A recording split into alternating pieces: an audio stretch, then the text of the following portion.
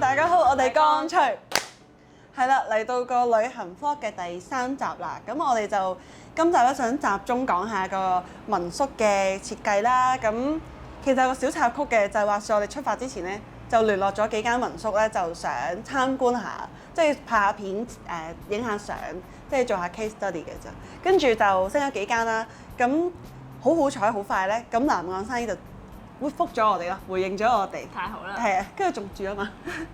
係啊，我哋喺南岸山嗰度住一晚啦。咁我最中意咧就係嗰個天台嘅浴缸。你最中意邊一 part 啊？搭 lift 咯，有得搭 lift，因為佢有3-4層。5層啦，係。5層咩？係啊，佢有5層嘅。係啊，因為連天台係啊，連天台。咁我哋呢條片咧就會介紹一下我哋喺呢一間民宿入邊嘅一啲設計啦，同埋分享下佢同香港嘅一啲住宿有啲咩唔同嘅。嗯，係啊。係，咁我哋喺片。呢間民宿係一個5層樓嘅建築，1樓同埋3樓主要係睡房，2樓有一個大嘅共享空間同埋廚房，平時一齊食飯同埋睇電視嘅空間嚟嘅。至於4樓就係一個半開放式嘅空間，有一間日式嘅睡房、戶外嘅風呂，兩者中間有一個過渡嘅中庭花園。依家睇翻啲片咧，都好想再去嘅，住得唔夠耐咧，好多細節都未好好咁消化到。其實每一層樓咧都有啲唔同設計嘅外牆，而唔同嘅形狀、唔同嘅 pattern 做出嚟嘅效果咧，就係你又望到出去，但下面嘅人又望唔到上嚟，咁咧就可以保持到私隱之餘，你又唔使成日拉窗簾，可以有啲陽光照得入室內喎。咁同埋可以每一層都有唔同嘅風格，按照翻個睡房咧去轉個 pattern，都係好實用同埋好美觀嘅設計嚟㗎。我覺得咧，佢依家咁樣設計咧，冇咁死板咯，同香港都幾大分別。你覺得佢外觀上俾你有咩感覺？我覺得係可能香港咧睇太多一式一樣嘅嘢咧，就你都冇特別想再睇入邊嘅。但係佢因為佢外牆都咁唔同咧，你就會想睇佢裡面係啲乜嘢。我哋不如而家行入去睇下咯。好啊，好。咁我哋由最低地下嗰個前院咧種咗2棵好大嘅樹，除咗營造到半私人嘅空間之外咧，仲可以為到前院增加到啲休閒感。設計都係偏向日系簡約風嘅。咁入到室內咧就會係一個 pantry 加 cafe 再加接待處嘅地方。呢度嘅設計咧主要係將出面嘅簡約日系風格帶翻入室內，但同時咧都加咗一啲深色嘅元素。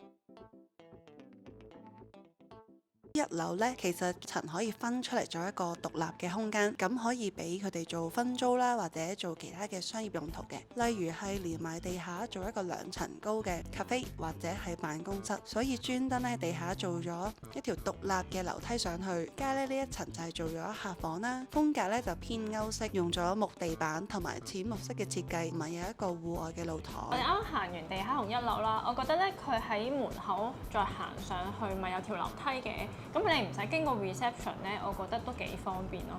同埋佢門口嗰個設計都幾靚，開揚咯。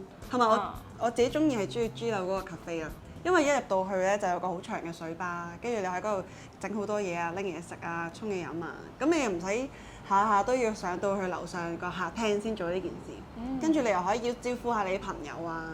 你啲客啊咁樣，係啊，同埋佢門口有啲公仔擺設咧，你坐喺度換鞋嗰陣，隔離有個幾米嘅公仔，我記得都幾靚嘅嗰個 area。同埋你喺入邊望出嚟咧，因為佢會有少少陽光入到嚟咧，咁你下晝喺度換鞋，你唔會覺得喺個室內環境好局促咯，因為佢都會有啲陽光透到入嚟咁樣。咁我哋再去上面嗰幾層睇下咯。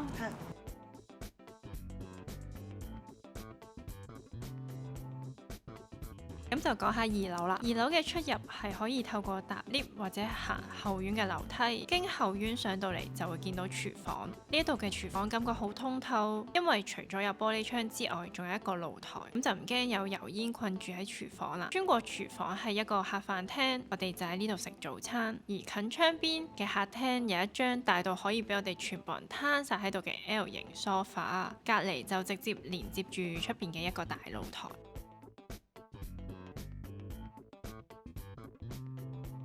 可以將4樓嘅陽光打入3樓。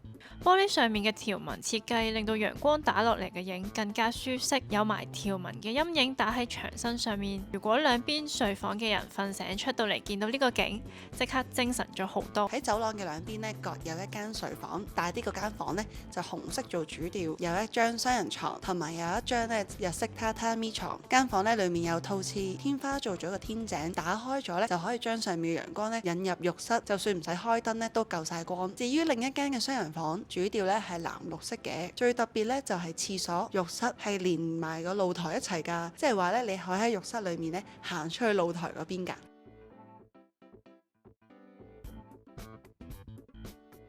行完3樓啦，繼續上去最後一層。呢一層嘅樓梯都特別有心思，似閣樓咁要推開頂蓋之後，你會發現走廊位置即刻好充足嘅光線進入。4樓嘅搭 lift 位嘅天花係用咗玻璃同埋木條紙設計，光嘅時候可以做多啲條紋嘅陰影，打咗落牆身就會由4樓穿透落3樓。咁4樓嘅睡房設計以日式榻榻米為主，以打地鋪嘅方式，估計可以瞓到3-4個臥地。而4樓最有趣嘅地方係有一個可以坐低安靜嘅中庭花園，同埋我都好中意呢一個中庭花園嘅設計，再加埋有一個半室外嘅日式風呂。